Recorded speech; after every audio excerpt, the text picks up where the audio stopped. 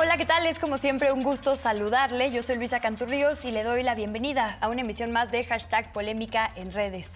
En esta ocasión, y por la obvia coyuntura, escogimos el hashtag para presentarle libros de texto gratuitos. Como siempre, convocamos también a un panel de personas expertas para desmenuzarlo. Le presento y agradezco muchísimo la presencia aquí en el foro a Carlos Mancera Corcuera, quien es especialista en educación, fue también subsecretario de Coordinación y Planeación en la SEP, entonces, bueno, trayectoria en este tema tiene bastante. Carlos, bienvenido. Muchas gracias, Luisa, por esta invitación. Un gusto. Muchas gracias también vía remota a el doctor Lev Velázquez, quien es doctor, valga la redundancia y la repetición, en pedagogía, articulista de La Jornada y alguien a quien ya hemos tenido el privilegio de presentarle por acá. Bienvenido y muchas gracias, doctor Lev. Gracias a ustedes. Muchísimas gracias.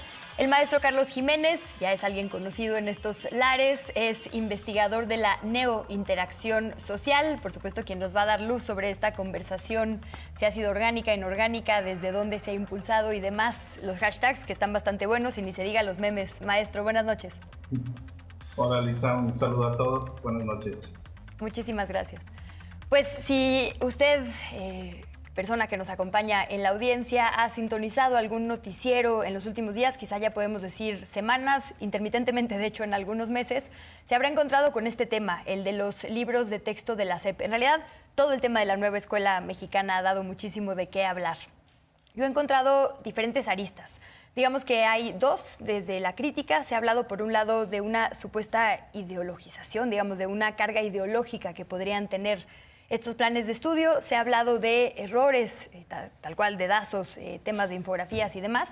Y en respuesta, el presidente ha dicho desde su conferencia matutina, ha habido también reportajes al respecto, se ha dicho que se trata de un tema económico, de un tema, digamos, de pérdida de contratos por parte de ciertas editoriales que tienen a su vez convenios con medios de comunicación y que a eso responde lo que se ha llamado una campaña. Quisiera empezar, digamos, preguntándoles por lo primero, el tema de la ideología. Si uno revisa, y yo me di a la tarea, digamos, brevemente, y no les quito mucho tiempo nada más para puntualizarlo, el historial de reformas al artículo 3 de nuestra Constitución, disponible en el archivo de la Cámara de Diputadas y Diputados, puede encontrar reformas desde literalmente 1917, ¿no? Ha habido momentos que la educación ha sido socialista por mandato presidencial. Ha habido momentos que ha buscado el mejoramiento económico, como por ejemplo en el sexenio de Carlos Salinas de Gortari. Es decir, cada gobierno, cada administración imprime un poco de su visión en el proyecto educativo, por lo cual no es, digamos, raro que se hable de ideología o de política, incluso en el tema educativo. ¿Por qué entonces en este momento hay tanto ruido al respecto? Si quiere, Carlos, empezamos con usted. ¿Por qué en este momento se habla, digamos, con tanta frecuencia del tema si no es algo nuevo, que haya pues carga o impresión, digamos, del proyecto de nación sexenal en la educación y en el proyecto educativo? En cierta forma es correcto que en cada sexenio ha habido un sello propio para la educación. Eso es normal, es esperable. Cada administración recibe un mandato, tiene su manera de hacer las cosas, su visión del mundo, y de ahí que haya un sello que tiende a permearse a la educación. Sin embargo, me parece que la orientación fundamental de la educación siempre ha estado planteada por nuestro artículo 3. Hay, me parece que, dos grandes momentos del artículo 3. Uno, el de la educación socialista en 1934, todavía en las postrimerías del maximato. Ese proyecto en realidad nunca se aplicó del todo, fue polémico, pero se cruzó la guerra mundial. En 1946, en el proyecto de la Unidad Nacional, se decidió hacer la otra gran reforma del artículo 3, esa a cargo de de Jaime Torres Bodet. Esa reforma introdujo el humanismo, el principio de la ciencia y del conocimiento universal para orientar a la educación en México. Se consolidó el laicismo en la educación, se señaló el destierro o el combate a los prejuicios, a los fanatismos, a los dogmas. Sí. Desde entonces ha habido algunas reformas más, en ocasiones más importantes, en ocasiones menos, pero el espíritu fundamental de la orientación educativa me parece que viene de 1946. En 2019, ya durante la administración del presidente López Obrador, se amplió, digamos de manera apreciable, el artículo 3 en cuanto a las ambiciones. Se introdujo, por ejemplo, la obligación expresa de que se enseñaran las matemáticas, los lenguajes, la biología, la historia y otras disciplinas que ahí se enuncian. Se reforzó el aspecto de la inclusión, el de la equidad se reiteró, ese ha estado presente ya desde hace un buen número de años. La diferencia me parece, o la polémica ahora crecida en relación a cualquier otro momento que yo haya vivido por lo menos, supongo que en 1934 esto también fue muy complejo, está en que hay opiniones en el sentido, muchas opiniones, de que esta reforma se aparta del artículo 3 constitucional. Y en esa medida se vuelve polémica, es decir, el texto del artículo 3, que es el que marca la orientación de la educación, queda, digamos, en opinión de muchos de los críticos, en entredicho, y de ahí que, aunque cada administración haya puesto su sello a la educación, esta aparente confrontación adicional respecto al artículo 3 es algo que más bien se ha presentado en esta última reforma. Doctor Lev, ¿qué nos dice? Sí, yo creo que analizando los libros de texto, en mi caso pude analizar los de secundaria, son alrededor de 30 libros, sería imposible en tan poco tiempo analizarlos todos.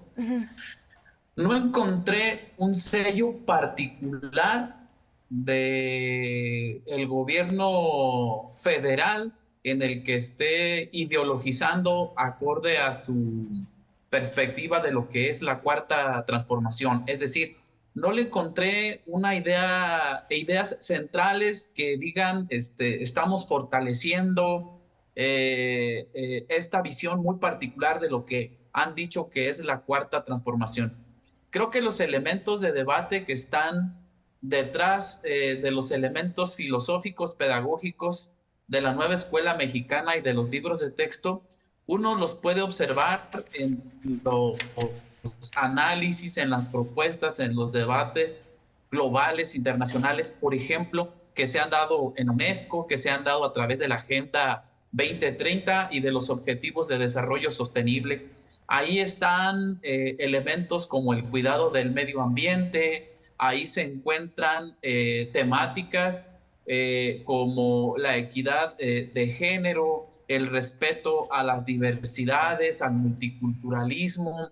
Ahí se encuentran elementos también como el respeto al medio ambiente, no sé si ya dije esto. Y por supuesto que uno no observa en estos libros y en esta nueva escuela mexicana perspectivas que la acerquen mucho menos a visiones socialistas, comunistas. Creo que estamos hablando de un gobierno que se ha denominado desde una transformación pacífica, desde una visión progresista, y eso es lo que hay en términos ideológicos en la nueva escuela mexicana. En efecto, ningún proyecto a nivel global en ningún momento de la historia está exento de una visión política ideológica, y este no será la excepción. Déjenme ir con Carlos, porque analizaste, maestro, el tema de libros comunistas.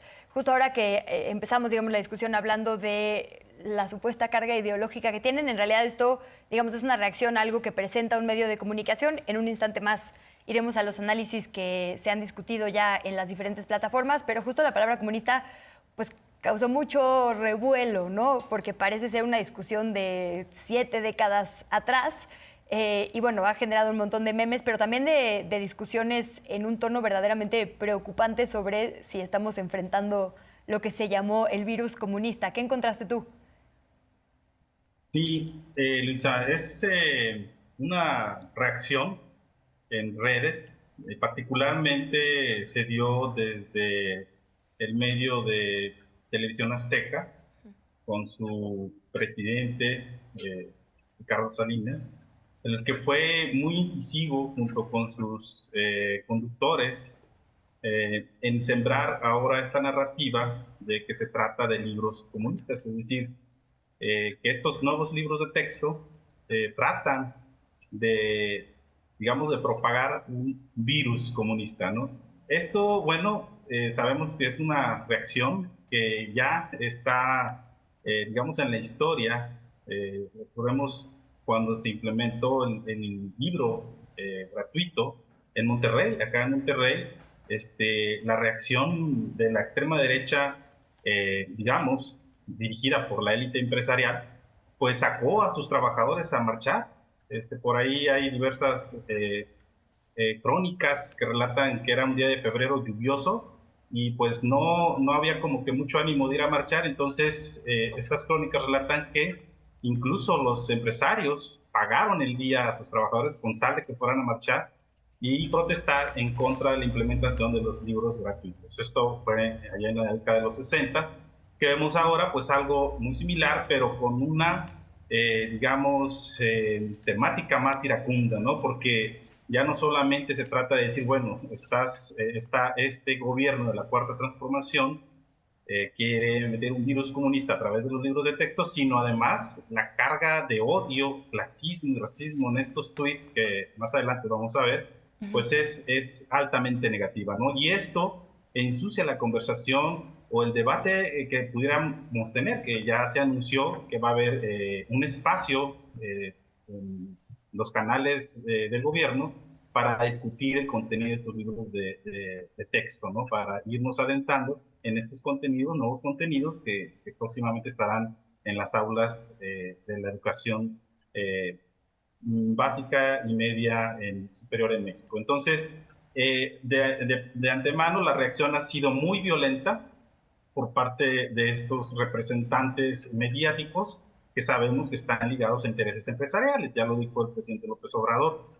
Cuando tú tocas un interés o los intereses que ellos han sembrado durante decenas de años a través del modelo neoliberal, pues es muy violenta su respuesta, ¿no? Su reacción raya ya incluso en algo absurdo, ¿no? Que no, digamos, apoya el debate o a la conversación orgánica de nuestra sociedad. Déjenme cerrar este último minutito entonces concluyendo. Nadie de ustedes en los análisis que han hecho encontraron, digamos, bases comunistas o bases que... Adelante. Solo nos quedan 3 minutos. Si podemos hacer un comentario breve para cerrar el bloque. Sí, claro que sí. No, comunistas no. Sí, políticas quizá, pero no comunistas. No, bases comunistas no. Pero sí hay 3 puntos en los que me parece que se puede concentrar la argumentación del choque entre esta reforma y las disposiciones del artículo 3 constitucional, no el comunismo. Primero, el comunitarismo, que no es el comunismo. Okay. Es decir, la visión de que la educación tiene origen en la comunidad y está orientada para la comunidad. Las personas, los individuos quedan relegados a un clarísimo segundo plano. Si revisa uno los libros de texto, todas las actividades son la comunidad, la pequeña comunidad, en vez de decir equipo, la asamblea, en colectivo, etc. La Constitución mexicana es una constitución liberal que apuesta al desarrollo de las personas y establece también los derechos sociales y colectivos como complemento. Pero esa visión en que impera el comunitarismo en grado muy mayor, sí se puede sostener que es contraria al artículo 3. Como el mismo nombre comunitarismo suena a comunismo, pues da lugar para que una cosa se confunda con la otra. Nadie está opuesto, ni debe estar opuesto en momento alguno, a la noción de que los individuos fuertes, las personas bien formadas, las personas, los niños, los jóvenes que se forman con autoestima, con confianza en sí mismos, que saben del mundo, que dominan disciplinas diversas, son creativos, etc. Nadie se opone a que esas personas deban participar de manera comprometida, sólida en la sociedad y en consecuencia sean eslabones fuertes en las comunidades. Pero de ahí a diluirlos o borrarlos, creo que hay una distancia muy importante. De hecho, de esta noción del comunitarismo se deriva otro problema, me parece que también muy significativo, y esta es, digamos, la puesta de la escuela en un segundo plano respecto de lo que puede ofrecer para el desarrollo de las comunidades y de los pueblos. La gente en las comunidades espera en las escuelas los lugares de superación, los referentes en donde encuentren algo, un sitio en el cual sus hijos aprendan aquello que les dé proyección en el mundo, que los permita una mejor convivencia en donde ellos habiten. En esa medida, si las familias esperan eso de las escuelas, cobra vigencia la disposición del artículo 3 constitucional de que el conocimiento científico, las humanidades, son patrimonio de la humanidad y esas han de beneficiar a los alumnos en nuestras escuelas, siempre respetuosas, claro, de las formas de convivencia y a veces muy ricas, sólidas que hay en las comunidades, en los barrios, pero siempre teniendo presente que la gente espera de la escuela algo más que la reproducción de los simples patrones comunitarios. Y un tercer punto en el que me parece que se produce esta confrontación es en el abordaje de los campos del conocimiento.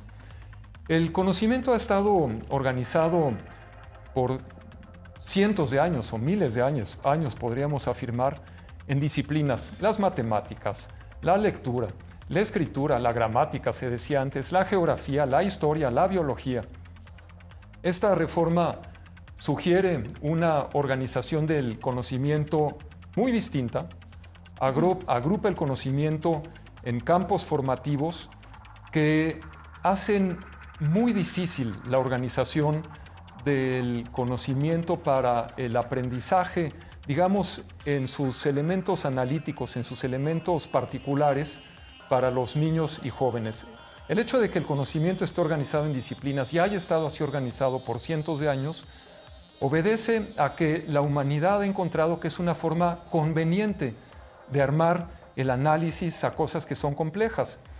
Claro, también se propone, y cada vez con más fuerza, que ese conocimiento debe ser interdisciplinario, que se debe ir enriqueciendo, combinando, cruzando entre distintas disciplinas para adquirir una visión del mundo, una visión crítica que permita a las personas ser libres, formarse un juicio y finalmente desarrollarse conforme a lo que sea conveniente para esas personas y para las comunidades y el país en donde viven. Déjeme contrapuntear porque nos quedan un par de minutitos, de hecho ya nos pasamos un poquito, pero bueno, para cerrar esto, doctor Lev, y nada más para apuntar lo que nos decía Carlos, efectivamente parte de la propuesta de la nueva escuela mexicana es que esto que antes eran materias y que uno tomaba en la escuela, digamos, una tras otra sin un vínculo necesariamente entre ellas, se agrupe ahora en 4 campos de conocimiento: científico, ética, naturaleza y sociedad y del humano y lo comunitario.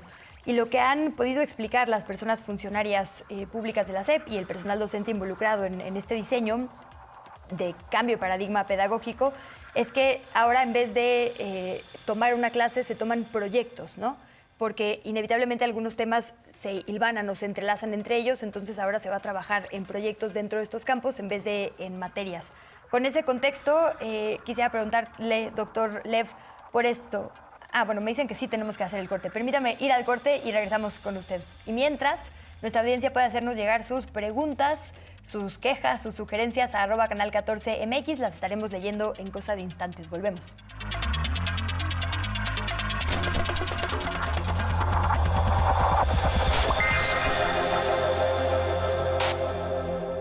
Ahorra energía en tu negocio. El Gobierno de México, a través del FIDE, te apoya. No me pidieron ningún papel que no tuviera a la mano. Se los entregué y en 15 días yo ya estaba firmando el contrato y al siguiente día vinieron los chavos a instalarme los paneles solares. Vamos a tener mejores rendimientos y también para poder generar energía limpia y poder contribuir al medio ambiente. Ecocrédito empresarial. Ganas tú, ganamos todos. Gobierno de México.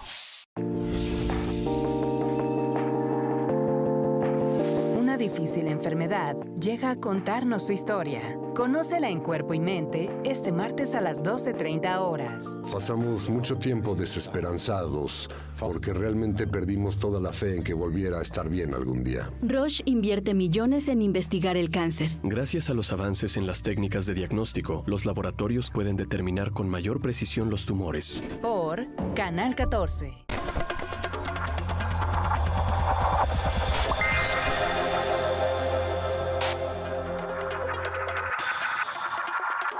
Gracias por sus comentarios en nuestras diferentes plataformas y redes digitales y por supuesto por su sintonía en la señal de Canal 14. Doctor Lev Velázquez, si le parece contrapunteamos esto, justo el comunitarismo, que es algo que quienes critican el nuevo modelo, la nueva escuela mexicana, ven como un, pues digamos, posible alejamiento del artículo 3º. Hay quienes lo celebran porque dicen que esto es lo que va a integrar precisamente a todos los actores de la sociedad para transformarla. ¿Cuál es su postura? Sí, miren, la nueva escuela mexicana y los libros de texto, desde mi perspectiva, no se contraponen al artículo 3º. En el artículo 3º, por supuesto que se habla de una educación de excelencia. La educación de excelencia se entiende como el desarrollo de habilidades y que estas habilidades también corresponden, que son habilidades individuales de las personas, corresponden con una visión en el que parte del centro o del sujeto del aprendizaje es la colectividad o es la comunidad. Es decir, aparecen los dos elementos. Aparece el elemento individual y por otra parte también aparece el elemento de la comunidad. Ahora miren, la otra situación tiene que ver con que no es verdad que nunca, o no es verdad que no se haya hecho una discusión de muchos años, decenas de años, cientos de años incluso, en el que se debata acerca de abrir los conocimientos disciplinarios a otros campos más complejos del entendimiento de la realidad social, política, económica, etcétera, ¿no? Esto lo podemos observar desde hace muchos años, pero me voy a referir, por ejemplo, a uno de los pedagogos, de los pensadores a los que se recurrió en los últimos años en la UNESCO, que es Edgar Morin. Edgar Morin tiene todo un debate en torno a la comprensión de la realidad, en donde dice que lo que hace falta para reformar los sistemas educativos es el pensamiento. Y el pensamiento tiene que ser complejo. ¿Qué quiere decir complejo? Que por una parte la realidad no anda de manera separada, la realidad no está parcializada para poder entenderla, y que nosotros si organizamos el pensamiento y el conocimiento de manera fragmentada, no vamos a entender la complejidad de esa realidad. Y pensamiento complejo significaría también que los seres humanos tenemos muchas dimensiones. Tenemos dimensiones lúdicas, tenemos una dimensión estética, una dimensión política, una dimensión económica, incluso tenemos una dimensión espiritual, racional, física, etc. La realidad es compleja, los seres humanos somos complejos, y entonces insistir en que el abordaje de los conocimientos tiene que ser desde una perspectiva disciplinaria, parcializada, desde una perspectiva que no se entiende toda esta realidad compleja, me parece que es anclarse en una metodología de trabajo pedagógico y en una noción de la educación que está muy lejos de lo que hoy requiere la sociedad de nuestro tiempo histórico. Me parece que lo que hay ahí, en términos de abordar los conocimientos y los saberes desde propuestas pedagógicas del aprendizaje, basadas en problemas, basadas en proyectos, basadas en el aprendizaje situado, es parte justamente de lo que está en el artículo 3º constitucional. Cuando ahí se habla de desarrollo de habilidades, hay que poner en acción estas habilidades. Y estas acciones se ponen justamente en los proyectos y se ponen en acción a través de la resolución de problemas. Hay varios sistemas educativos a nivel planetario que están trabajando los proyectos, desde las visiones empresariales hasta las visiones más activas. Uno, por ejemplo, y no quiero por supuesto para nada comparar el sistema educativo mexicano, con este que voy a mencionar, es el sistema finlandés, por decir de algunos de los que están trabajando los sistemas, algunos de los que están trabajando las metodologías basadas en proyectos. Hoy se requiere un aprendizaje mucho más dinámico, hoy se requiere un aprendizaje problematizador, y creo que en este sentido justamente la escuela mexicana avanza. No es la primera vez que se plantean los proyectos dentro del sistema educativo, existían en el plan vigente, es decir, el plan del neoliberalismo, pero el problema es que en los libros de texto y en la propuesta curricular de los anteriores años del neoliberalismo, los proyectos estaban dados, y hoy los maestros, las maestras tenemos la oportunidad de contextualizarlos, de situarlos, y creo que de esto hay una gran referencia a nivel global que está avanzando hacia nuevas propuestas de hacer educación. Doctor Lev, déjame quedarme ahí un segundito, porque justo como es, digamos, apenas un cambio que se está planteando, para muchas mamás y muchos papás es difícil aterrizarlo. Leía yo una entrevista ahora que nos dice esto de que la idea de los libros no es que sean, digamos, una guía homologada para todos los rincones de nuestro país, sino que más bien sean una excusa para que el personal docente ponga un ejercicio didáctico, ¿no? O digamos, una clase, que arme una clase o un proyecto, y las niñas y los niños lo entiendan con base en su contexto. Por ejemplo, pienso que, digamos, la lección del día se planteará distinto en la Sierra de Guerrero que aquí en la capital del país. Aunque, digamos, el proceso de generar conocimiento va a ser el mismo objetivo, vamos a poner ejemplos o situaciones para las niñas y los niños que sean acordes a lo que conocen y a lo que les es familiar, ¿correcto? ¿Cómo lo podríamos, digamos, aterrizar de forma muy clara para quienes lo van a enfrentar en este ciclo escolar? Perdón, en un par de minutitos nada más para no... Yo creo que sí, es correcto lo que estás comentando. El problema de los currículos anteriores es que fueron estandarizados. Es que si quisieron homogeneizar a través de evaluarlos con sistemas de pruebas estandarizadas, que eran currículos que no proporcionaban una cierta flexibilidad acorde a los contextos regionales. Y creo que justamente lo que hoy aparece a nivel nacional es una propuesta flexible. Aquí también sí tengo que decir algo. No conocemos hasta el momento el currículo nacional, los planes y programas de estudio a nivel nacional. Lo que nos han mostrado hasta hoy es una propuesta como una especie de borrador, digamos, que va conformando este currículo nacional, que es flexible y que se tiene que adecuar a las condiciones regionales.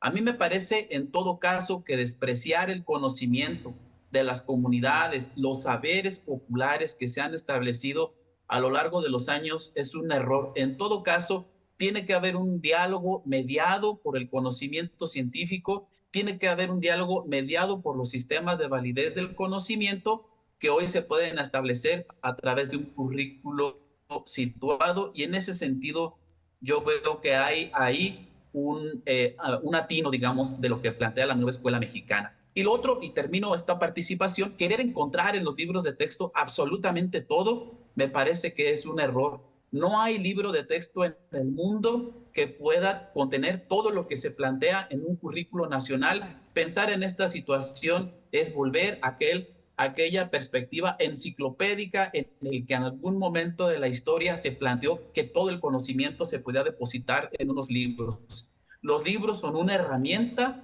solamente son un elemento que se tendrá que complementar con formas dinámicas, con contextos, con otras herramientas auditivas, de imágenes, con otras herramientas incluso más dinámicas que se pueden tocar, que se pueden manipular y que se pueden mover. Déjame, quiero contrapuntear, Carlos, y subirle un nivel de dificultad, porque justo esta parte también es central en la discusión. El sexenio pasado se planteó una reforma que incluso hoy en retrospectiva se acusa de haber sido más administrativa, digamos, y laboral que verdaderamente educativa por el tema de la evaluación docente. Se crearon, digamos, nuevos organismos para la evaluación y demás, y ahora hay un, digamos, rompimiento con eso para decirles: confiamos en su profesionalismo, ¿no? Confiamos en el personal docente para que pueda, conociendo el aula, plantear estas dinámicas de conocimiento. Entonces, sé que quería contestar al doctor Lev, pero también preguntarle por este cambio en cómo estamos viendo al personal docente, que a mí me parece fundamental, ¿no? Todas y todos tenemos maestros y maestras que nos cambiaron la vida. Claro, y abordaré el punto. Yo nada más... Ahí voy, Carlos, perdón, también, maestro Carlos. Quisiera detenerme un momento nada más en el asunto de las disciplinas. Sí. La Sociedad Matemática Mexicana, expertos en la enseñanza de la lectura y la escritura del más alto nivel, personas que han estudiado y promovido la enseñanza de las ciencias, personas muy diversas del ámbito pedagógico, educativo, académico, han señalado las debilidades muy serias que se introducen para la enseñanza de las disciplinas. Quizás no nos vayamos a poder poner de acuerdo en este programa, pero sí quisiera yo marcar que las 13 páginas de matemáticas en el libro de saberes, las 11 en el libro de lenguajes y proyectos que espolvoreadamente lo retoman a lo largo de la primaria, probablemente no resulte en que los niños aprendan a sumar de 2 en 2, a hacer una resta de 2 dígitos, en fin, cosas muy elementales. Finlandia, la UNESCO, otros, efectivamente, coincido con el doctor Lev Velázquez, han planteado una enseñanza que también sea más dinámica, que considere proyectos. En fin, yo creo que varios de los elementos que están en la reforma curricular que actualmente impulsa el gobierno. Pero ojo, todos esos organismos y países con sistemas educativos muy avanzados no quitan en ningún momento el acento del aprendizaje de las disciplinas básicas. Hay que aprender a leer, hay que aprender a escribir, hay que aprender matemáticas. Esa es la base de cualquier conocimiento disciplinar, interdisciplinar, simple o complejo. Y ahí está, yo creo que una buena parte de la preocupación de la sociedad. Ahora, mencionaba el doctor Lev y refuerza ahora la pregunta Daniela, Luisa, el papel de los docentes. Esta reforma tiene elementos positivos, hay cosas que yo creo que se mueven en la dirección correcta. La búsqueda de una mayor autonomía docente me parece un acierto. Es decir, los maestros, como todos los profesionistas, quisieran tener más márgenes para tomar decisiones. Hay ciertos aspectos de la educación, sin embargo, que es muy difícil dejar a que se decidan en cada aula, en cada escuela o en cada estado. La construcción de una identidad nacional, aprender otra vez esos lenguajes básicos, las capacidades mínimas e indispensables para todo aprendizaje posterior que están en la lectura, la escritura, las matemáticas, la confianza que requiere un niño para salir adelante. Hay límites, pero de todas maneras hay margen para avanzar hacia esa autonomía.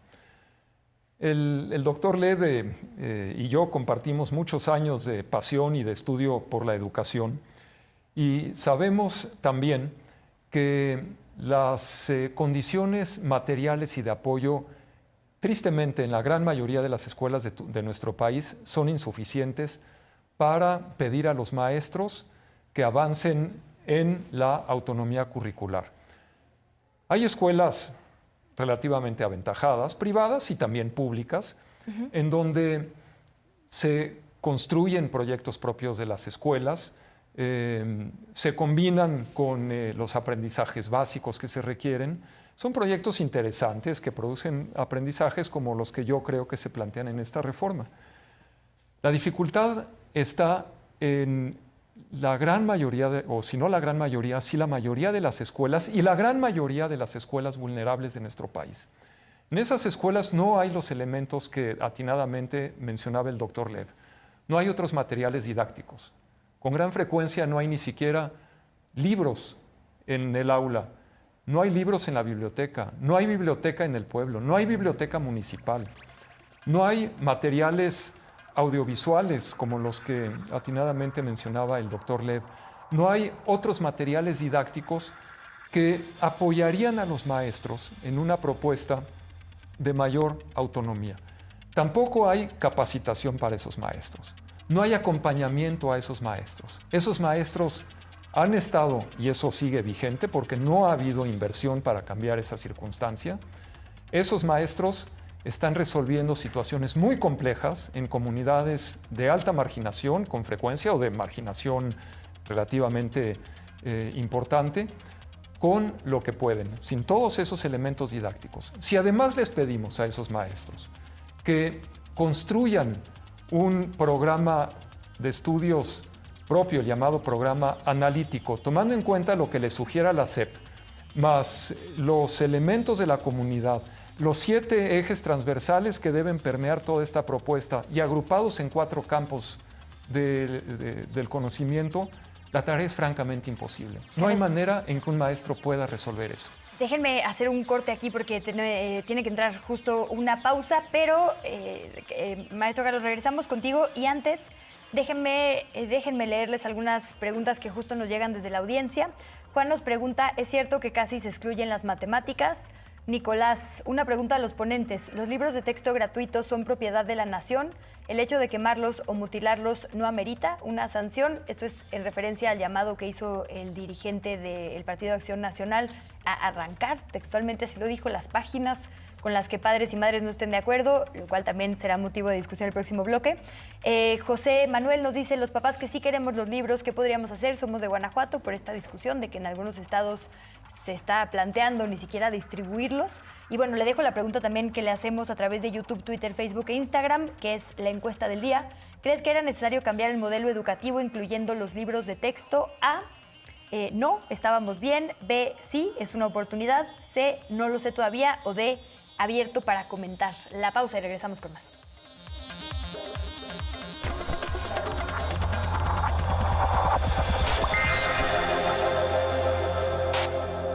Continuamos en Debate Público. Debate con nosotros los acontecimientos más importantes del país. Un análisis periodístico desde los medios públicos.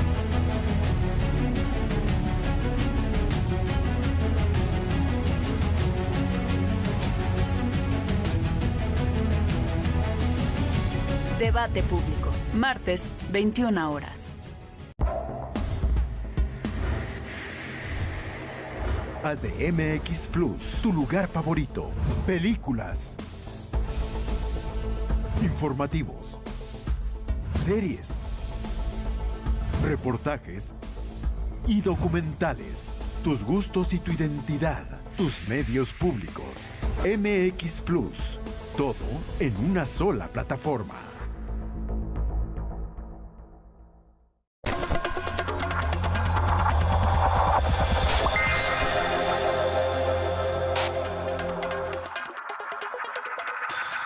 Carlos Jiménez, si te parece, vamos con tus mapas. Te seguimos para que nos guíes a través de la interacción digital. ¿Cómo ha permeado este tema en la conversación cotidiana que tenemos en las plataformas? Claro que sí, Luisa. Por ahí mandé algunas gráficas que tratan de analizar esta narrativa sobre los libros y qué importante, por ejemplo, este programa que aborda distintas aristas sobre el tema.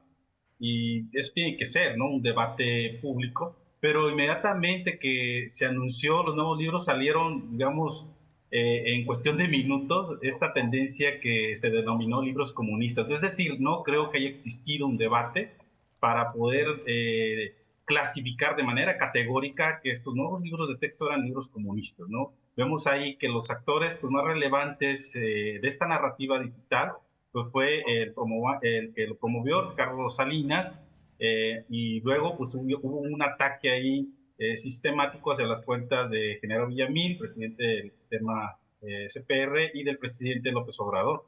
Y hay, bueno, a diversos personajes de la política y influencers que también estuvieron ahí, digamos, analizando y respondiendo sobre esta narrativa impulsada desde la extrema derecha, hay que decirlo. Recordemos que en el 2020, a mediados del 2020, cuando se instauró ahí el movimiento de extrema derecha Frena, incluso decía, no queremos comunismo y no queremos mocinismo, ¿no? Entonces, es una reacción muy esperada de la extrema derecha, catalogar todo aquello que huele a comunidad y a cuestión social, catalogarlo de comunismo, ¿no?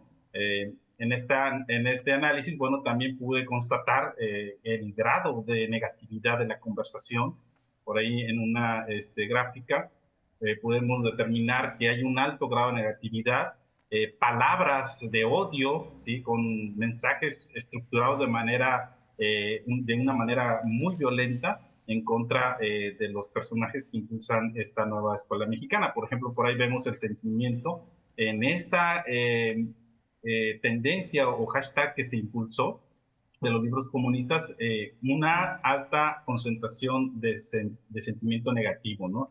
Entonces, podemos ver cómo fue variando, porque pues la conversación se varía, hay respuestas, etcétera, pero en general el sentimiento fue negativo. Esto incluía memes, contestaciones, es decir, una conversación que, como vimos en los mapas, se concentró en las figuras mediáticas y del presidente López Obrador. También pudimos observar que en las respuestas al presidente López Obrador, pues otra vez, ¿no? Estas narrativas violentas, ¿no? En contra de este nuevo proyecto de los nuevos libros, y cómo precisamente, lejos de ser educados, pues es todo lo contrario, ¿no? Estas narrativas digitales de la derecha, extrema derecha, pues tienen todo menos educación.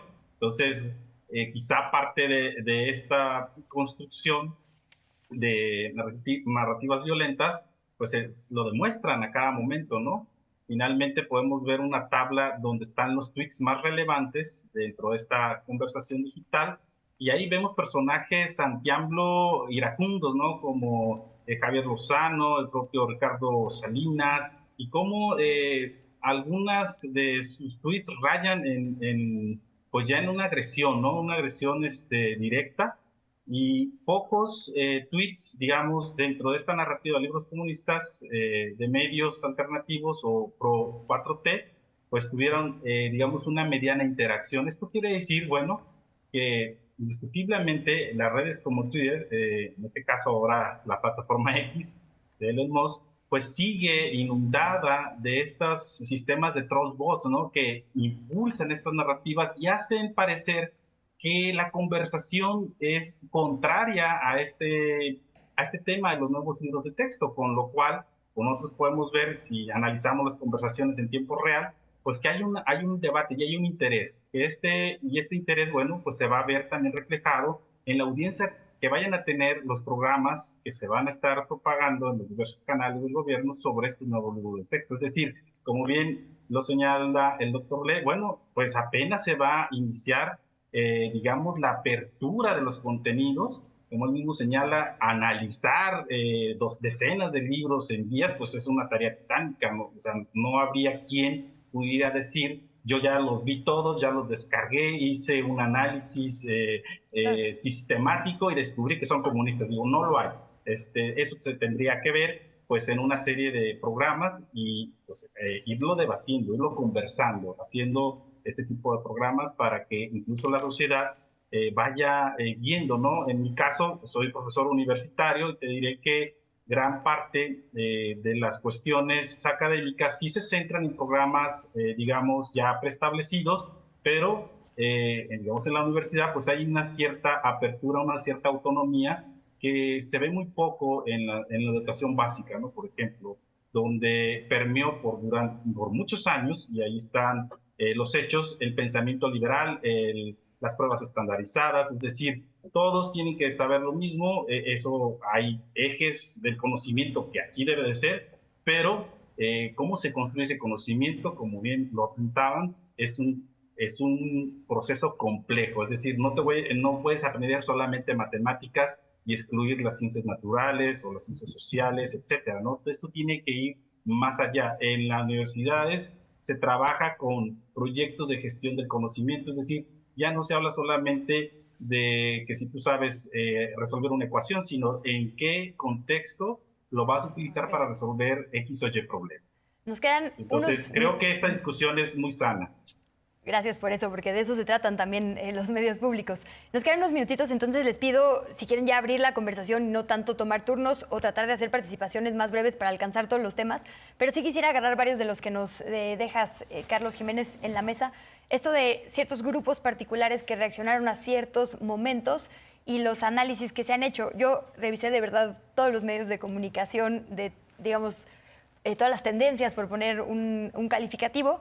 Encontré que hubo medios de comunicación que encontraron efectivamente errores como un dedazo, ¿no? Planera en lugar de planeta, códigos QR que no funcionan, un error en la fecha de nacimiento de Benito Juárez, ¿no? Hay como cosas muy tangibles, digamos. Creo que esto no es nuevo, ¿no? Por ahí el hashtag 117 errores fue muy viral el sexenio pasado, después de que Paulina Chavira, la correctora de estilo, encontró 117 errores en los libros de texto. No digo que esté bien, no debería de haber ni uno nunca. Pero bueno, me refiero a que esto, digamos, tampoco es nuevo y creo que tiene una exigencia distinta, aunque por supuesto ahí están esos errores y eso es, digamos, objetivo. Hay otra parte de la conversación que a mí me preocupa un poco porque, insisto, hablando de datos objetivos, México está abajo de todos los promedios de evaluación, hablando ahora de pruebas estandarizadas, por ejemplo, en PISA, ¿no? México salió bastante mal en 2018. Eso nos habla de que evidentemente, incluso con las mediciones propuestas todos los sexenios anteriores, había que hacer algo. Nuestras niñas y nuestros niños no están reteniendo la información como se está planteando. Y hay otro dato que quisiera plantear porque uno de los grandes escándalos que yo he visto justo en la conversación es el tema de las maquetas y actividades que tienen que ver con la información sexual, ¿no? Con las clases de educación sexual, y particularmente hubo mucho escándalo por ciertas maquetas y actividades que tienen que ver con los órganos reproductivos. Textualmente, un comunicador, que no voy a mencionar para no señalizarlo, pero dijo, se está hipersexualizando y esto se presta a la broma y se presta al chacoteo, y lo presentó como un error. Y yo, viendo los índices de embarazo adolescente en nuestro país, en este momento es del 15%, pero bueno, en la medición anterior del INEGI era el 20%, que era la misma que en 1994, ¿no? El tema de embarazo adolescente tuvo un pico muy importante en los dos sexenios panistas. Hay indicadores como el PISA estandarizados, pero indicadores también sociales que nos están diciendo que claramente nos faltan cosas en la educación. Y en mi experiencia personal como mujer, la educación sexual es terrible, ¿no? Era o para embarazarte o para morirte de alguna enfermedad de transmisión sexual, nunca como algo de empoderamiento, ¿no? Nunca como algo justo de salud o incluso político. Y esto se plantea desde muchos medios de comunicación y desde muchos comentarios en las redes como un error, en vez de como algo que puede cambiarle la vida a las niñas y niños de este país, ¿no? Entonces, les preguntaría por esto, por el tema de los errores, cómo se están presentando. Y Carlos, nos decía usted que también quería hablar justo del procedimiento per se, de la creación, digamos, de la escritura tal cual de estos libros. Nos quedan 8 minutitos, entonces les pediría así lo más breve y yo ya me callo el resto del programa. Gracias, Luisa. A mí me preocupa el proceso que se ha seguido. Desde luego, he dicho y señalado en varios foros que no se ha pegado a ley, por eso hay un amparo vigente, o hay amparos diversos y una suspensión definitiva que prohíbe la impresión y distribución adicional de libros.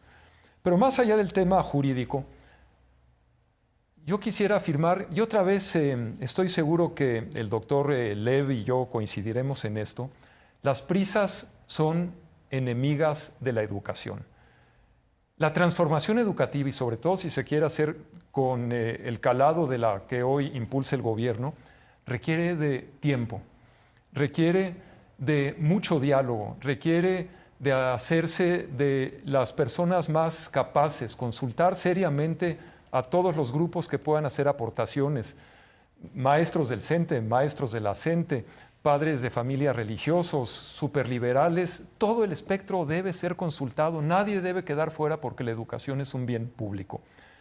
A mí me parece que los errores de los libros, los errores ya mencionados, son los errores aparentes. Es como cuando uno tiene un salpullido, pues quién sabe qué tenga uno dentro del cuerpo. Posiblemente sea una enfermedad seria que deba ser atendido. Pero no quisiera yo atorarme en si esos errores son simplemente síntomas, por establecer esta analogía, sí, o si hay cosas más profundas que nos debieran preocupar más, como yo creo que sería el problema de la enseñanza de las matemáticas. Pero quisiera retomar el asunto del procedimiento, la consulta, la prisa, pero en la pausa para hacer las cosas bien. Eso me parece clave para construir en la unidad.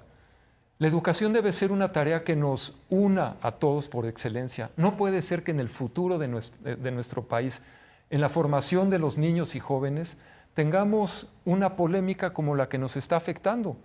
No debe ser. Este es el futuro de México. Yo pienso que en vez de crear conciencia sobre las subalternidades o sobre las clases sociales, que es otro factor de polémica en estos libros y que se conecta con el comunismo, aunque no sea exactamente eso, se emparenta y da bases para esa discusión. Si en vez de introducir esos elementos en un proceso pausado, correctamente hecho con las consultas necesarias, se educara para que las personas desaventajadas, quienes han tenido menos acceso a los bienes culturales, económicos, pudieran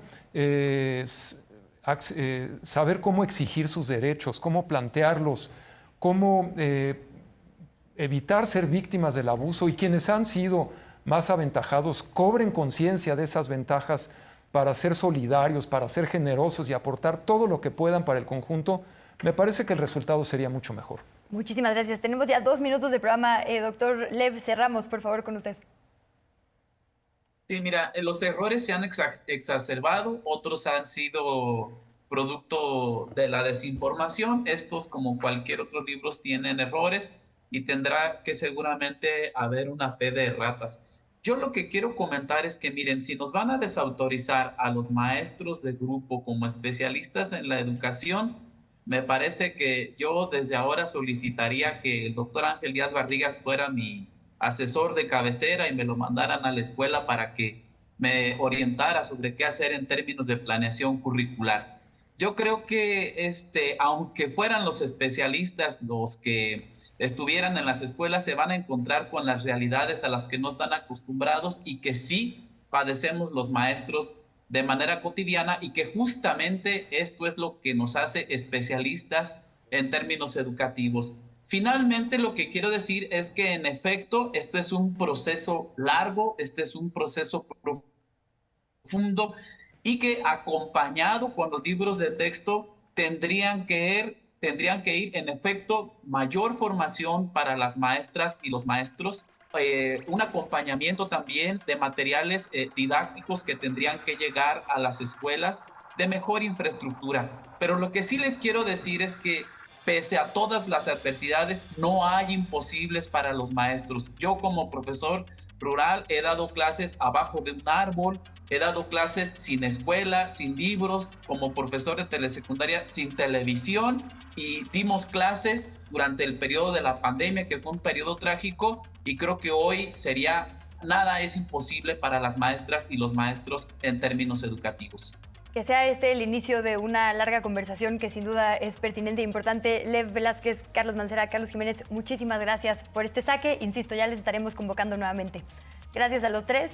Y antes de irnos, porque nos quedan 20 segunditos, permítame leer unos últimos comentarios que nos están llegando a través de las redes. En estos libros el cine también tiene presencia como herramienta educativa. Hay acceso al cine mexicano a través de códigos QR, 19 cortometrajes para tercero, cuarto, quinto y sexto de primaria, 8 para secundaria. Nos dicen también, por supuesto, todo evoluciona, la educación no puede quedarse obsoleta a cargo de intelectuales orgánicos caducos. Nos dicen, se necesita para un verdadero cambio de conciencias, los niños son la semilla. Ojalá y sí podamos tener un mejor país, lógico, no es mágico ni de la noche a la mañana. En fin, un montón que nos llegan a @canal14mx. Muchísimas gracias a quienes participan y nos vamos con el resultado de nuestras encuestas. En todas las redes sociales le preguntamos, ¿crees que era necesario cambiar el modelo educativo, incluyendo los libros de texto? A, no, estábamos bien, tuvo el 17% de los votos. B, sí, es una oportunidad, 76% de los votos. C, no sé todavía, 6%. Y otra opción, 1%. Insisto, este tema es uno que seguirá vigente. Mañana, de hecho, se abordará a esta misma hora en debate público, así que quédese en la señal de Canal 14. Muchísimas gracias y nos vemos en la siguiente #Polémica en redes.